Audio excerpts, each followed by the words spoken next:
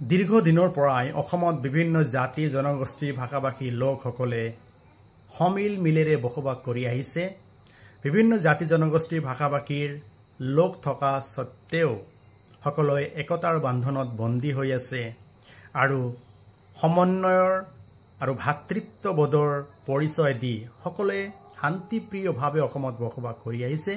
কিন্তু এই শান্তিপ্ৰিয় মনোভাৱ কিছুমান দল সংগঠন নেতা পালি নেতাসকলৰ কুচক্ৰান্তত কেতিয়াবা বিঘ্নিত হৈ যায়।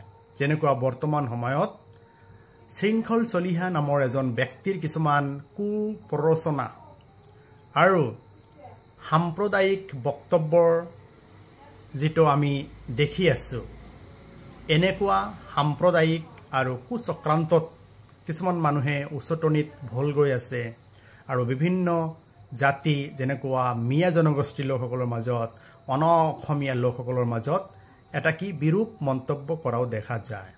গতিকে মই ক'ব খোজো যে শৃংখল চলিহা এটা সৰু ল'ৰা, কাৰণ আমি সৰুতেই দেখিছোঁ যিবিলাক সৰু ল'ৰাই কাৰোবাৰ লগত যদি কাজিয়া পেচাল কৰি যদি নিজে জয়ী হ'ব নোৱাৰে তেতিয়াহ'লে দৌৰা দৌৰিকৈ মুখৰ পৰা থু উলিয়াই সেই ব্যক্তিজনক থু মাৰি দি সেই ঠাইৰ পৰা গুচি যায়।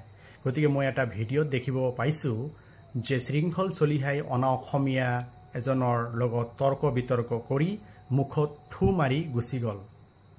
গতিকে সেই দৃষ্টিকোণৰ পৰা মই ক'ব খোজো যে শৃংখল চলিহা এটা সৰু ল'ৰা, তেখেতৰ কথাৰ কোনো মূল্য নাই।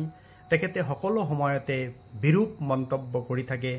এটা জনগোষ্ঠীৰ হৈ অন্য এটা জনগোষ্ঠীৰ লোকসকলক তেখেতে বিৰূপ মন্তব্য কৰাটো তেখেতৰ এটা নিচাত পৰিণত হৈছে।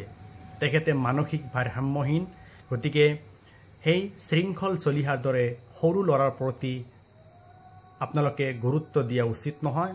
গতিকে অসম এটা বিভিন্ন জাতি জনগোষ্ঠীৰ দেশ। বিভিন্ন জাতি জনগোষ্ঠীৰ ভাষাভাষীৰ লোকসকলে দীৰ্ঘদিনৰ পৰাই অসমত সমিল মিলেৰে বসবাস কৰি আহিছে। গতিকে চিৰদিনলৈ থাকিব, এয়াই আমি কামনা কৰিছোঁ। শৃংখল চলিহাৰ দৰে সৰু ল'ৰাৰ উচটনিত আপোনালোকে ভুল যাব নালাগে আৰু এই সাম্প্ৰদায়িক ব্যক্তিৰ পৰা সকলোৱে আঁতৰত থকা উচিত। ধন্যবাদ। জয় আই অসম।